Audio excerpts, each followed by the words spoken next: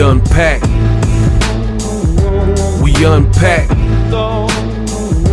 We unpack. Coming to you live, Boxingego unpack. Yeah.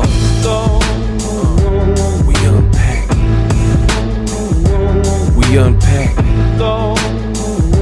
We unpack. Coming to you live.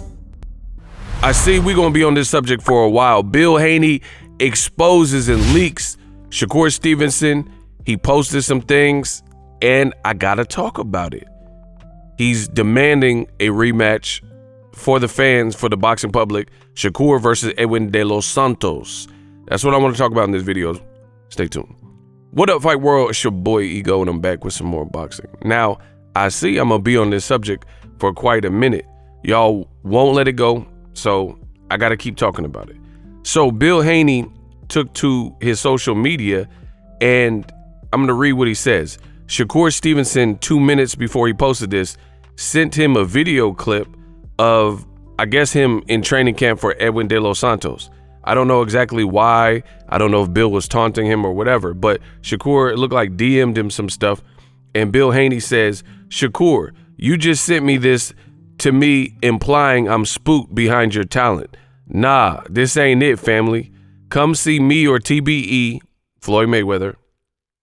Having a good camp is cool, but it's mandatory. You have to let that left hand go under the lights, quote, champ. And he put champ in quotes, kind of implying that Shakur Stevenson shouldn't necessarily be a champion because he won a vacant WBC belt in a fight that disappointed and was pretty lackluster.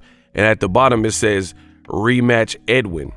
In addition to this, and I didn't get to make a video, Edwin de los Santos and Bill Haney were on a FaceTime call together, and they had posted, or one of them posted it. They actually both posted it. It was just showing that they were on the phone. And it says, Edwin de los Santos, are they going to run it back with us or run away? So it looks like Edwin de los Santos, as well as Bill Haney, they want that rematch. And I know Bill Haney doesn't necessarily have anything to do with that situation in terms of Shakur's, his career or anything, but he's just putting that out there. Now, I did take to my social media before all this, and I posted kind of a similar tweet. Make sure you guys follow me at Boxingego on Twitter. And I say Unpopular Opinion, which is basically a series I do on social media. Hashtag Unpopular Opinion. Some are saying they agree / believe Shakur Stevenson that he was injured, either his hand or shoulder, because both excuses have been thrown out there. He wasn't feeling well, not feeling well, etc. But why are they not talking about, or what they are not talking about, is an immediate rematch? If we are talking about the greats, the Floyd Mayweathers, when Mayweather had controversies, either Marcos Maidana, Jose Luis Castillo, what did he do? An immediate rematch. Same thing with Andre Ward to Kovalev. The fight was closer than too close for comfort. Andre Ward went right back in there, went back into the frying pan and cooked Kovalev and left no doubts and stopped him in the rematch. And then more recently, we've seen that with Jermell Charlo when he had a squeaky, like pretty tight loss to Tony Harrison, and then the controversial draw with Brian Castano. He did those immediate rematches. Now, technically, the Harrison, there was an in-betweener, but that wasn't because of Jermell Charlo. It was because Tony Harrison pulled out with an injury. So that's totally not Jermell's fault. They actually did a press conference, and it was scheduled for an immediate rematch. So I'm going to give the A side, Jermell Charlo, the credit because he wanted an immediate rematch in that fight versus Tony Harrison. And then he came back in both of those fights and stopped both guys, Harrison and Castano, to rid the doubts, right? So I feel like that should be the topic, and the only fight Shakur Stevenson gets next, which I think probably won't happen, but it should, to set the record straight.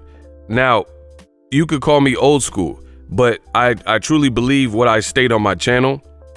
Shakur, he really brought this on himself, and I did an unpacked video. Shakur previously made a comment that if both fighters were in the same era, himself and Floyd Mayweather, he would beat pretty boy Floyd Mayweather. He says, basically at age 23, Floyd Mayweather ain't seeing him. He says Floyd controlled distance, but I'm a master. So he's saying at age 23, I know more than Floyd Mayweather, and I would be Floyd's toughest fight. Floyd always had problems with southpaws, yada, yada, yada. I could beat Floyd Mayweather, and, you know, basically he would be Floyd's roughest and toughest fight. He would beat him. He's done more or somehow knows more than Floyd May. He literally said he knows more. And you guys got to check that Unpacked video.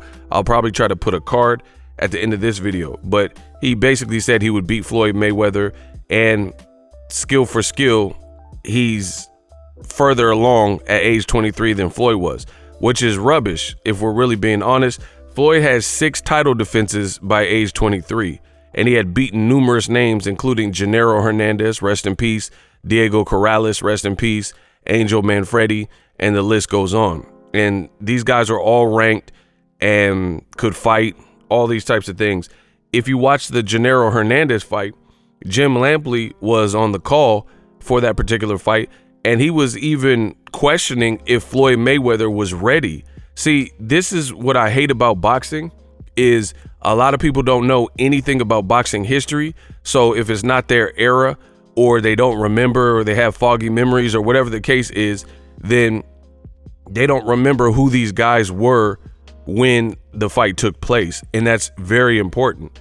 Like when I criticize Shakur versus Nakathila, I know who Nakathila was or wasn't when he fought him. So I don't think Shakur shined in that particular fight, but Nakathila wasn't a like wrecking ball monster. So I can't really give you a pass. And then we later see Nakathila after Shakur, and he looks trash. He don't look good. He don't look like, you know, some guy that's you should be going the distance with and or not impressing against. Even if you don't stop him, that's cool. It seems like you should very well dispatch of him, right? And Shakur's had some performances like this. But I remember who Zab Judah was when Floyd fought him, who Angel Manfredi was and how he was ranked when Floyd fought him, Diego Corrales, and so on and so forth. And that's the reality of it. So I think the only fight we should be talking, we shouldn't be talking about Shakur versus Devin, Shakur versus Frank Martin, Shakur versus Tank. Like none of those fights should come.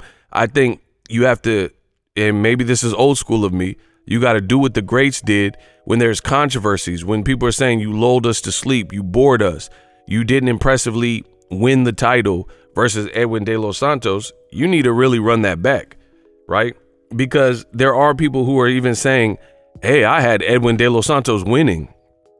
I thought Edwin was the aggressor. I thought he put in more work. He just had a difficult time cornering Shakur Stevenson. And I think it looks bad, Shakur posting, or even like, I know he didn't do it publicly with the Liam Paro sparring or whatever, but just that you're sending it to Bill Haney and posting tweets showing like, I guess, an alleged text to your wifey that you weren't feeling well. None of that stuff really matters. We got what we got. You served up the performance that you served up, and none of that stuff really will save you. No one's going to go back and be like, oh, hey, the fight was now incredible because he says, I don't feel well to his wife. You know what I mean? That's not how boxing works. You put up a dud, you laid an egg, you didn't back up who we expect you to be, and then now the demand is there for a rematch. And if you don't rematch him, and see, this is what happens sometimes with top-ranked fighters. Tyson Fury have a tough fight with Wilder, doesn't do an immediate rematch, right? Immediate, not like wait and have some in-betweeners and all this type of stuff. Same thing with Otto Vailin, tough fight, no rematch. Lomachenko loses to Teofimo, no rematch. Teofimo loses to Kambosos, no rematch, right? And so on and so forth. So why is that the case? Why is that the culture where if you have controversies, you don't have to like clean that up and button that up? It reminds me of my household when I was a kid. Me and my siblings, my parents wouldn't let us get dessert or get seconds on the portion of the meal that we really want. Like, let's say I wanted more steak, but I didn't eat my vegetables from the first helping. We had to eat what was on our plate before we went up for seconds. You see what I'm saying? Or before we got dessert. We couldn't just skip past the parts of the meal like veggies or the salad or whatever that we didn't want, and then just go get the portions of the meal that we did want. So I said that analogy to give you my thought process on boxing. You shouldn't be able to move on to second helpings of steak or the dessert if you haven't really cleaned your plate. And as far as I'm concerned, and many fans, the fight with Edwin de los Santos was really a dud. You should really rectify that, clean your plate, and then move on, and then try to fight Frank Martin or Tank or Devin Haney or Teofimo, Ryan Garcia, whatever comes next. But I really think I agree with Bill Haney and Edwin de los Santos. Edwin de los Santos, you literally said to him at the fight, before the fight, at the final presser, you said to Edwin de los Santos, I bet you he know my name. Confidently, he said this. I bet you he say my name right after the fight. Unfortunately for Shakur, he didn't say your name right after the fight, nor did he gain a newfound respect for you like you expected. He said post-fight in the interview, that's Shakur Twitterson. I came to fight. He came to run a track meet. So with him still clowning you and people not being impressed, I think you have to go ahead and run that back. So I agree with Bill Haney. I don't understand why Shakur keeps trying to defend the performance. The performance was what it was. You live and learn. You capture the W, got the belt. If you're not happy with it, which it doesn't sound like he is, he even said he was disappointed, apologized to his idols, then there's an easy fix, and I don't think enough people are talking about that, and that's to run it back with Edwin de los Santos. Show us, show and prove. I don't care about the sparring. Bill Haney saying the same thing. He don't really care about the sparring. Show us your levels above Edwin de los Santos by running it back in an immediate rematch. If you were sick and your hand was hurt and your shoulder was hurt, that should be your next fight, and clean that up, period. Drop your thoughts in the comment section. I'm the best in the business, and it's not even close. Subscribe, it's free, because I'm the best. Introducing Super Thanks, right here on the official Boxingego YouTube. Super Thanks allows you, the viewers, to show a little bit of extra gratitude, which enables me as a full-time content creator to push out the content you need in the world of boxing. Underneath all the videos, you will see a heart with the $sign in it. You can enter any amount that you find suitable as a super thanks. A brand new, interactive, and colorful way to get your comments highlighted and noticed by not only myself, but other people on the YouTube platform. Super thanks, a unique and cool way to show and applaud us full-time content creators. Hopefully you guys enjoy the content. Super thanks. The future is now. The Hibernation 5s by Kenichi Bear. Hybrid gaming and lifestyle headphones. Out of the box, you can connect to any console or PC. Bluetooth ready with a low latency USB adapter, color RGB, and extreme bass mode. The Hibernation 5s adjust to you. Whether you need a gaming, travel, gym, or lifestyle headphones, the Hibernations got you covered. The new Hibernation 5s, link in the description. Customize the way you hear the world. Welcome to the nation. Are you tired of your YouTube videos not getting any views? Well, consider TubeBuddy. I've used TubeBuddy for years to scale up my YouTube channel. Now we're sitting over 200,000 subscribers. TubeBuddy is a browser extension that offers a ton of built-in productivity and time-saving services to take your channel to the next level. Use my link in the description to get started with TubeBuddy and level up your channel faster. We working.